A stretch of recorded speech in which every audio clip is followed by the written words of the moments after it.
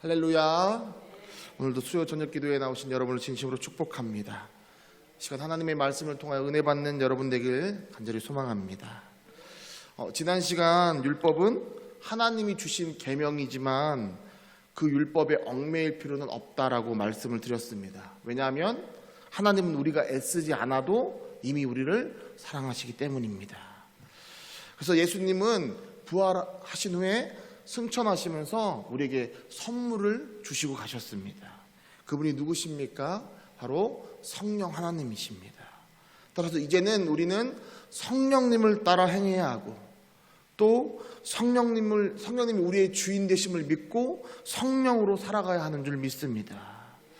오늘 본문을 보면 사도 바울은 총 저희가 읽은 부분을 세 부분으로 나눠볼 수 있는데, 첫 번째는 육체의 일, 두 번째는 성령의 열매, 그리고 세 번째는 그러면 성령으로는 어떻게 살아야 하는가, 이렇게 세 부분으로 나눠볼 수 있습니다.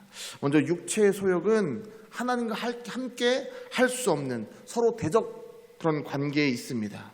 그렇다면 육체의 일이 사도 바울은 총 몇 개로 나열하는지 우리 한번 세가면서 한번 본문 19절에서 21절 상반부 말씀까지를 한번 읽어보도록 하겠습니다. 육체의 일은 분명하니 곧 음행과 더러운 것과 호색과 우상숭배와 주술과 원수 맺는 것과 분쟁과 시기와 분냄과 당 짓는 것과 분열함과 이단과 투기와 술취함과 방탕함과 또 그와 같은 것들이라. 그럼 총 몇 개입니까? 총 안 세보셨나요? 저만 열심히 이렇게 15개 이렇게 언급합니다. 15개. 강상국님 맞히셨나요? 임규성 선생님 맞히셨는데. 여러분, 근데 보통 학자들이 이 부분을 네 부분으로 나눕니다. 그 중에 팀 켈러 목사님이 나눈 부분을 가지고 여러분과 나누겠습니다. 어떻게 나누냐면 첫 번째는 성적인 죄입니다. 무엇 들어갑니까? 19절 말씀에 음행과 더러운 것과 호색입니다. 쉽게 말해서 음행은 결혼 밖에서 이루어지는 성관계를 말합니다. 그리고 더러운 것은 순리에 어긋난 성적 행위를 말합니다. 동성애 같은 경우가 있겠죠. 그리고 호색은 절제하지 못하는 이런 성을 뜻합니다. 그런 문제가 우리 인간에게 있다는 것입니다. 그런데 이 성적인 죄는 사람이 제일 범하기 쉬운 죄입니다. 마음에서 출발해서 결국은 행동으로 이어지는 죄입니다.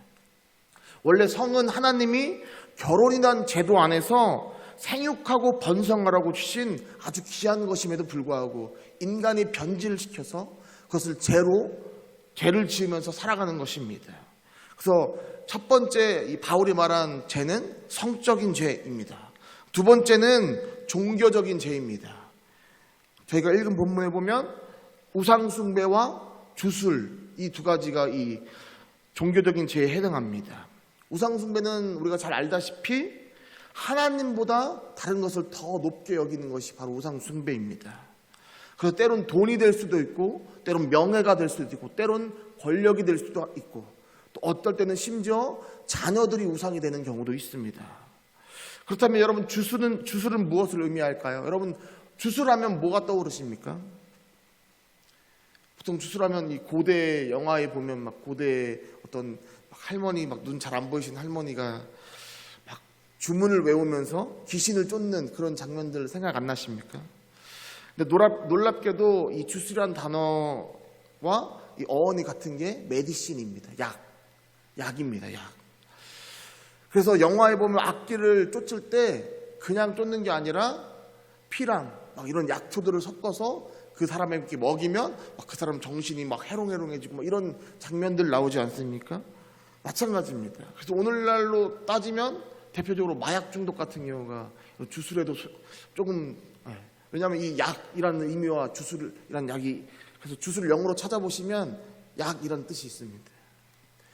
세 번째는 공동체를 파괴하는 죄입니다. 원수 맺는 것과 분쟁과 시기와 분냄과 당 짓는 것과 분열함과 이단과 투기, 여기까지가 포함됩니다. 사도 바울은 공동체를 파괴하는 죄 무려 8가지나 나열합니다. 여러분, 왜 그랬을까요?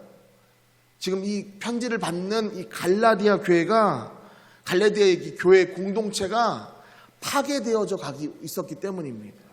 그래서 이 부분에 대해서 강조를 해서 사도 바울은 작성합니다. 그런데 여기 보면 특이하게 이단이라는 말이 쓰여져 있습니다. 왜냐하면 거짓 복음을 전하는 자들이 사도 바울 입장에서는 바로 이단이었기 때문입니다. 여러분, 바울에게 교회는 매우 소중한 공동체였습니다. 따라서 우리 또한 우리의 이 모임인 교회를 매우 소중히 여겨야 할 줄 믿습니다. 앞뒤 계신, 좌우에 계신 성도님들이 여러분 형제자매로서 정말 귀하게 느껴져야 할 줄 믿습니다. 여러분, 그러한 마음이 여러분 안에 있기를 주님의 이름으로 축원합니다. 마지막으로 네 번째, 방탕함에서 오는 죄입니다. 술 취함과 방탕함, 또 그와 같은 것들, 이렇게 나오는데, 여러분, 그와 같은 것들에는 이제 수많은 방탕한 것들이 있는데 왜 딱 이렇게 술 취함만 떨어져서 강조를 했을까요? 사실 사람마다 술 먹고 이렇게 취하는 그 기준도 다 다릅니다. 어떤 사람들은 막 술을 아무리 먹어도 난 안 취해 이렇게 말하는 사람도 있고, 어떤 사람은 한 잔만 먹어도 막 취하는 사람이 있고요.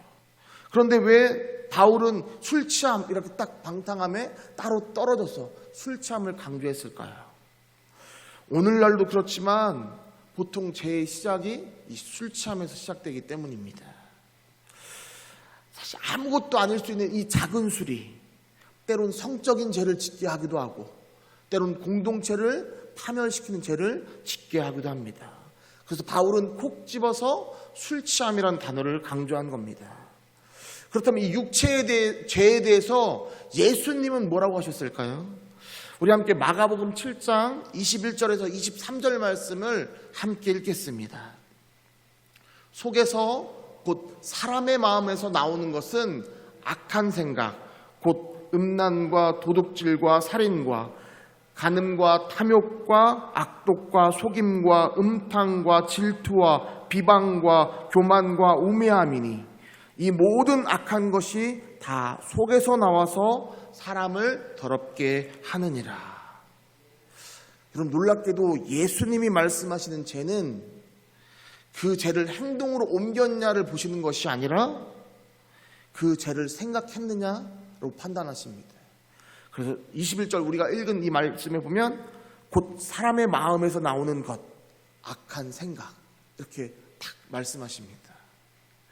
아이들과 어린이부 예배를 드리다 보면 아이들에게 죄를 설명해 줄 때 이렇게 설명합니다.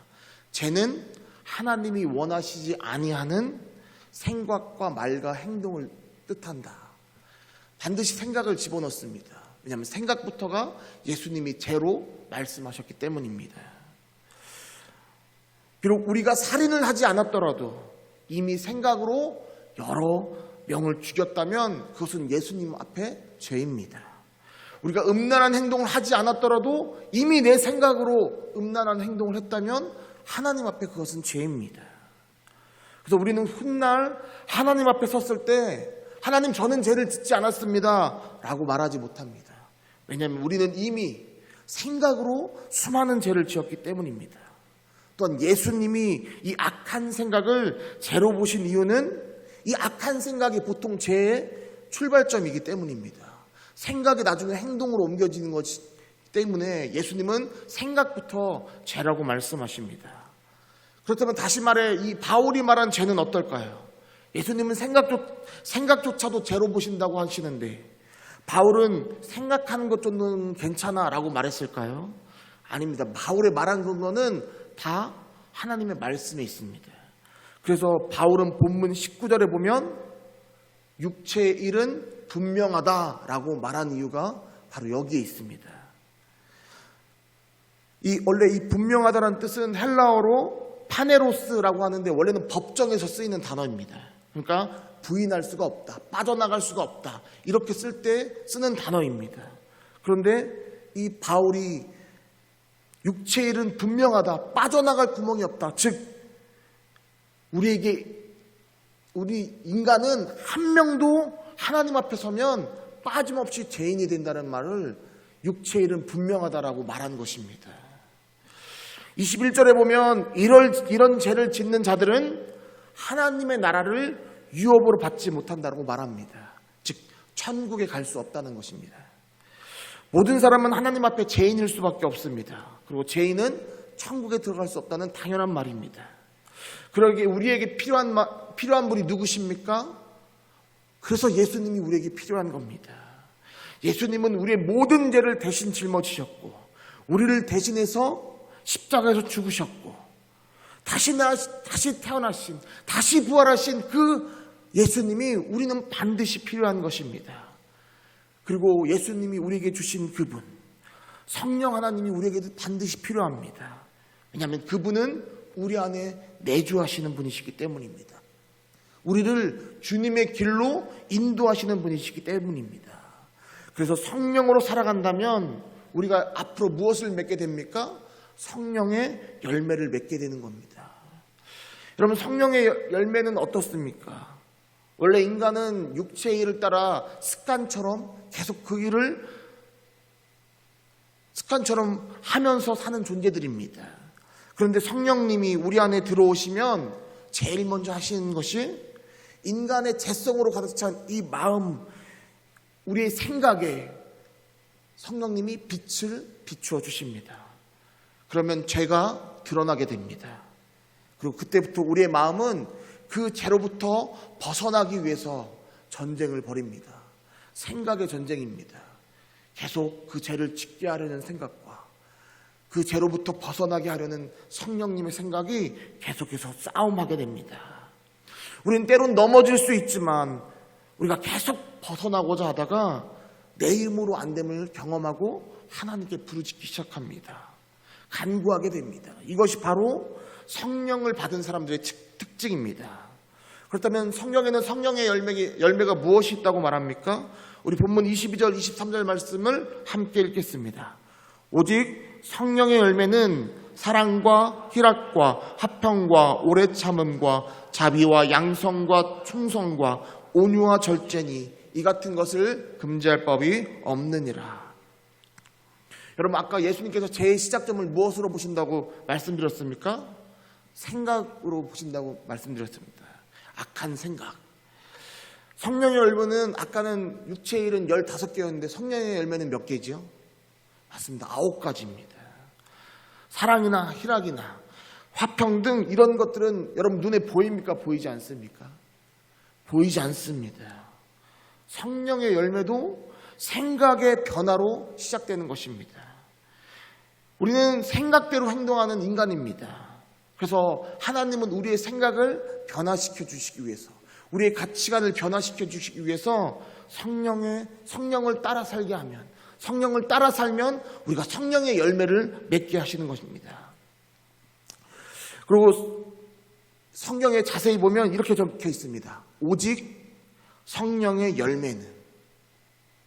여러분, 오직도 단수고 성령의 열매도 단수입니다. 성령의 열매들은 하고 9가지가 나오지가 않고 오직 성령의 열매는 이렇게 나옵니다. 여러분, 이것 무엇을 의미하냐면 마치 이 포도송이와 같이 사랑 다음에 희락이 나오고 이런 것이 아니라 포도송이처럼 사랑과 희락과 화평과 이런 막 열매들이 포도송이처럼 그냥 한 번에 맺히는 것이 바로 성령의 열매입니다. 하나 맺은 다음에 그 다음 맺는 그런 순서적인 관계에 있는 것이 아니라 성령의 열매는 우리 안에서 막 이런 것들이 샘솟듯 솟아나는 것입니다. 어떤 목사님이 육체의 일과 성령의 열매를 비교하시면서 이렇게 얘기하시는데 이해가 참 쉽게 되었습니다. 그래서 여러분께 말씀드리겠습니다. 집에 아버지가 바람을 피다가 걸리면 어떻게 됩니까? 어머니가 만약에 이단에 빠졌는데 그게 걸리면 어떻게 됩니까? 가정 무너지는 겁니다. 이처럼 육체의 일은 공동체를 무너뜨리고 성령의 열매는 그와 대적하는 것이니 공동체를 세워가는 것입니다 라고 이렇게 설명해 주시더라고요. 그렇습니다. 육체의 일은 공동체를 무너뜨리는 겁니다. 그리고 성령의 열매는 이를 통해서 공동체를 다시 세워가는 것입니다. 여러분, 만약에 우리 교회 공동체 안에 이런 성령의 열매가 아마 풍성하다고 여러분 생각해 보시기 바랍니다. 여러분, 교회만 오면 하나님의 사랑을 맛봐서 눈물과 감사가 넘쳐 흐르고, 여선교회에서 막 주방에서 봉사하는데 막 희락이 넘쳐서 웃음꽃이 막 피어납니다. 남성교회에서 막 교회에 충성하는데 내가 할게 막 서로 이렇게 하면서 열심히 봉사합니다. 그럼 생각만 해도 기분이 좋아지지 않습니까? 성령의 열매는 바로 이렇게 공동체를 세워가는 것입니다. 사랑하는 성도 여러분, 여러분이 어떤 사람인지 다른 사람은 잘 모르지만 여러분은 스스로 잘 알고 계시지 않습니까? 저도 그렇습니다. 여러분은 저희 겉모습만, 오늘 특별히 제가 양복도 이렇게 바꿔 입고 왔는데요, 여러분은 저희 겉모습만 보고 판단하시겠지만 저는 제가 어떤 죄인인지 압니다. 어제 저희 동기 같이 공부했던 목사님들 모임이 있어가지고 갔다가 어떤 사모님이 이런 얘기를 하시더라고요. 어떻게 목사님들이 그래요? 그래서 제가 한마디 했습니다. 저희 같은 사람들이 목사라서 그래요. 이렇게. 그렇습니다. 여러분, 특별한 거 하나도 없습니다. 그런데 우리뿐만 아니라 인간은 누구나 다 죄인입니다. 그런데 이 죄인된 우리를 변화시켜 주시는 분이 계신데 그분이 바로 성령님이라는 것입니다. 우리를 바꿀 수 있는 유일한 분이 성령 하나님이라는 것입니다. 그래서 우리는 오직 성령이라고 외칠 수밖에 없는 것입니다. 복습 차원에서 이런 성령님을 우리가 받아들여야 된다면 우리가 어떻게 해야 합니까? 갈라디아서 3장 2절 말씀에 바울이 그 얘기를 딱 적어놨는데 우리 한번 3장 2절 말씀을 함께 읽겠습니다. 내가 너희에게서 다만 이것을 알려 하노니 너희가 성령을 받은 것이 율법의 행위로냐 혹은 듣고 믿음으로냐. 아멘. 사랑하는 성도 여러분, 성령을 받을 수 있는 것은 말씀을 듣고 믿는 것밖에 없습니다. 여러분, 성령님이 내 안에 내주하시는 방법이 무엇입니까? 바로 하나님의 말씀을 듣고 믿는 것입니다. 그리고 성령님이 내주하는 사람, 그런 사람은 그리스도 예수의 사람이라고 하는데 24절에 보면 그가 어떻게 한다라고 기록되어 있습니다. 우리 24절 말씀 함께 읽겠습니다. 그리스도 예수의 사람들은 육체와 함께 그 정욕과 탐심을 십자가에 못 박았느니라. 우리 누가복음 9장 23절 말씀도 함께 읽겠습니다. 또 무리에게 이르시되 아무든지 나를 따라오려거든 자기를 부인하고 날마다 제 십자가를 지고 나를 따를 것이니라. 아멘. 여러분, 누가 십자가에 못 박는 겁니까? 내가 육체와 함께 그 정욕과 탐심을 못 박는 겁니다. 정욕이 생각으로 들어오고 탐심이 생각으로 들어오면 그거 하나님이 주신 거 아니야 하고 내치는 것, 십자가에 못 박는 게 바로 이겁니다. 누가 부인하는 겁니까? 내가 부인하는 겁니다. 예수님을 따라 제 십자가를 지고 가는 내가 부인하는 겁니다. 여러분, 우리가 그럴 수 있습니까? 우리가 어떻게 그럴 수 있습니까? 바로 우리 안에 성령님이 내주하시기 때문입니다.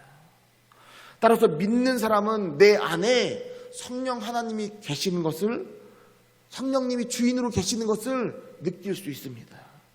내가 지금 하나님의 말씀을 믿고 있는지 우리 스스로 알 수 있다는 겁니다.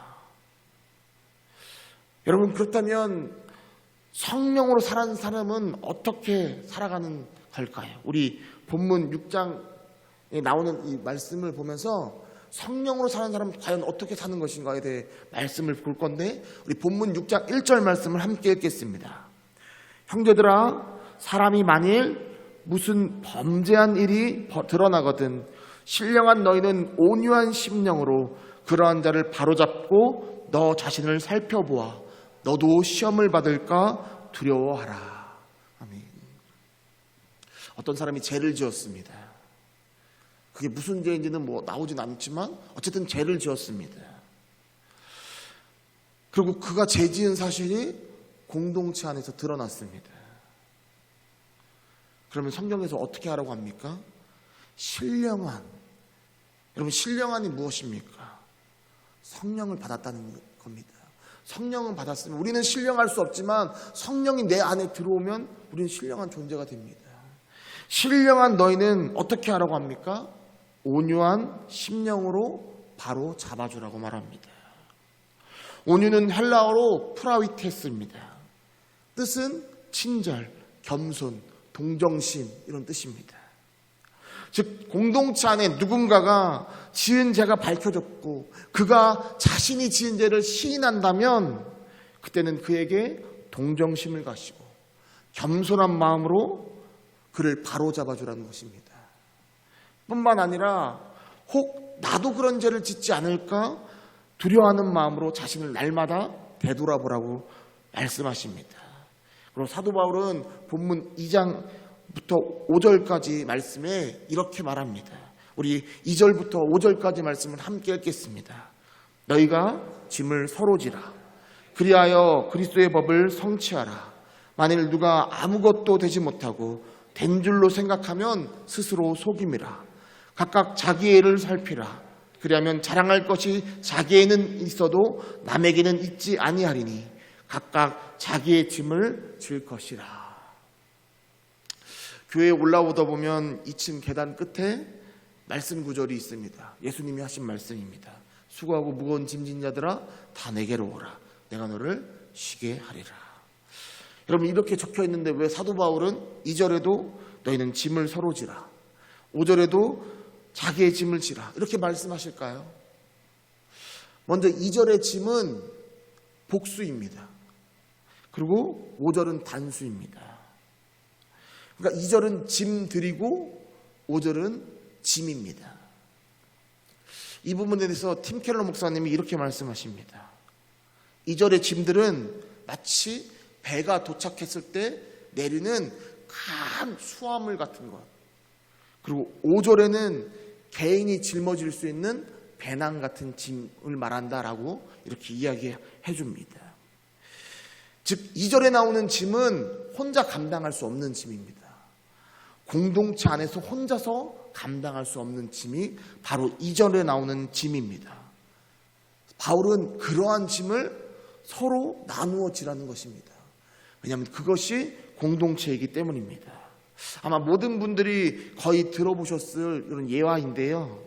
인도와 티베트 등에서 복음을 전한 맨발의 성자라고 불렸던 썬다싱 이 선교사님의 예화입니다.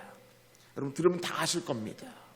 하루는 이 썬다싱 선교사님이 동료와 함께 눈이 많이 쌓인 산길을 걸어가고 있었습니다. 생각보다 너무 많은 눈이 내려서 지체하다 보면 죽을 수도 있는 그런 상황입니다. 그래서 둘이 열심히 걸어가고 있었습니다. 그런데 한 사람이 그 눈길에 쓰러져 있는 것을 발견하게 됩니다. 아마도 눈길을 가다가 지쳐서 쓰러져 죽었겠구나라는 생각과 함께 이 썬다싱 선교사님이 가서 가슴에 손을 이렇게 대봅니다.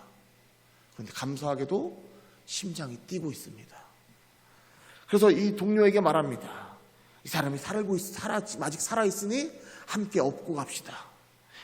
그러자 동행에 가던 사람이 반대합니다. 저는 싫습니다. 이 험한 눈길에 이 사람까지 업고 가다가 나까지 죽으면 어떡합니까? 당신이 업고 가던 그건 당신이 알아서 하고 나는 먼저 가겠습니다. 하고 길을 떠나갑니다. 할 수 없이 이 썬다싱 선교사님이 혼자서 그 사람을 업고 걷기 시작합니다. 혼자 가기에도 그 힘든 그 길을 한 명을 업고 가니까 얼마나 힘들겠습니까? 추운 겨울 눈보라가 이게 흩날리는 날씨였지만 몸에서 열이 나기 시작합니다. 땀이 나기 시작합니다. 썬다싱 이 선교사님이 땀을 흘리면서 그 사람을 이렇게 업고 가다가 이 썬다싱 선교사님의 이 열이 이 사람에게까지 전해지기 시작합니다. 그렇게 차가웠던 그의 몸에 온기가 돌기 시작하면서 그가 점차 정신을 차리기 시작합니다. 한편 이 썬다싱 선교사님은 그를 업고 가다가 자신의 이 체력이 한계가 오면서 정신을 잃고 쓰러져 버립니다. 그런데 그때 엎혀있던 사람이 이제 정신을 차려서 이 썬다싱 이분을 어깨에 짊어지고 길을 가기 시작합니다. 그렇게 이 썬다싱 선교사님과 아까 눈에 있던 그 사람은 무사히 내려올 수 있었습니다. 그렇게 마을 어귀에 다다랐을 때 또 눈길에 쓰여진 한 사람을 발견합니다. 그가 바로 눈에 먼저 내려가겠다고 했던 그 동료였습니다. 가슴에 손을 대보니 이미 그는 죽어 있었습니다. 여러분, 이 예화는 다 들어보셨을 겁니다. 근데 이 예화는 많은 사람들에게 혼자 살아가는 것이 아니라 함께 살아가야 한다는 것을 우리에게 가르쳐 줍니다. 그리고 오늘 본문 2절에 너희가 짐을 서로 지라는 이 말씀에도 매우 부합된 예화입니다. 공동체는 말 그대로 혼자 사는 것이 아닙니다. 무리를 이어서 함께 살아가는 자들이 바로 공동체입니다. 그 안에는 강자만 있는 것이 아니라 약자도 있을 수 있습니다. 여러분, 교회가 그렇습니다. 각기 다른 사람들이 공동체를 이루는 것이 바로 교회입니다. 그곳에는 어떤 부분에 강한 사람이 있을 수도 있고 또 어떤 부분엔 약한 사람이 있을 수도 있습니다. 여러분, 이런 교회를 향해서 바울이 말하는 것입니다. 너희가 짐을 서로 지라. 여러분, 성령의 열매 중에 첫 번째가 무엇입니까? 사랑입니다. 그 사랑은 누구의 사랑입니까? 바로 하나님 아버지의 사랑입니다. 성령님이 우리에게 가장 먼저 언급해 준 그 단어, 사랑. 바로 이 사랑이 우리가 누리고 또 우리 이웃에게 전해줘야 하는 것입니다. 사랑하는 성도 여러분, 왜 내 짐도 아닌데 내가 지어야 하냐고 불평하는 것이 아니라 하나님 사랑, 이웃 사랑을 실천하는 우리 모두가 되기를 주님의 이름으로 축원합니다. 그렇다면 5절에 나오는 이 짐은 무엇을 말하는 걸까요? 먼저 4절 말씀을 다시 한번 읽겠습니다. 각각 자기의 일을 살피라. 그리하면 자랑할 것이 자기에게는 있어도 남에게는 있지 아니하리니. 여러분, 말씀을 보면 자랑할 것이 남에게는 없고 나에게는 있다. 마치 뭔가 이 교만한 말씀처럼 들리는, 여러분, 이 말씀은 다른 사람의 짐을 함께 지어주고 또 다른 사람의 죄가 드러나면 온유한 심령으로 바로 잡아주면서 자신이 혹시 그럴까 다시 자신 스스로도 살펴보면서 그렇게 훗날 하나님 앞에 가서 하나님, 나 하나님 앞에 자랑할 거 있어요 라고 고백하라는 종말론적 관점에서 바울이 써준 말씀입니다. 그리고 이런 종말론적 관점에서 자기의 짐, 즉 자기에게 하나님이 맡겨주신 사명을 잘 감당하라는 말씀이 바로 5절에 내 짐을 내가 지라는 그 말씀입니다. 마지막으로 정우승 시인의 내 등의 짐이라는 시 중에 일부분을 나누면서 말씀을 마치도록 하겠습니다. 내 등에 짐이 없었다면 나는 세상을 바로 살지 못했을 겁니다. 내 등에 있는 짐 때문에 늘 조심하면서 바르고 성실하게 살아왔습니다. 이제 보니 내 등의 짐은 나를 바르게 살도록 한 귀한 선물이었습니다. 내 등에 짐이 없었다면 나는 사랑을 몰랐을 것입니다. 내 등에 있는 짐의 무게로 남의 고통을 느꼈고 이를 통해 사랑과 용서도 알았습니다. 이제 보니 내 등의 짐은 나에게 귀한 사랑을 가르쳐준 귀한 선물이었습니다. 사랑하는 성도 여러분, 하나님이 우리 각자에게 사명을 주신 것은 그 사명을 통해서 하나님과 더욱 가까운 관계가 되어지고 또 그 사명을 통해서 이웃에게 사랑을 전해주라는 메시지이십니다. 바라옵기는 여러분이 성령으로 살아감으로써 다른 사람의 짐은 함께 들어주고 자신의 사명은 잘 감당함으로써 하나님의 자녀로서 행복하고 평안한 삶을 살아가기를 주님의 이름으로 축원합니다. 그래요, 훗날 하나님 앞에 섰을 때 하나님의 자녀로서 하나님, 저 하나님 아버지의 영광을 위해 열심히 살았습니다 라고 고백하는 저와 여러분 되기를 주님의 이름으로 축원합니다. 그때를 기약하시면서 끝까지 하나님과 함께 성령으로 살아가는 저와 여러분 되기를 주님의 이름으로 축원합니다.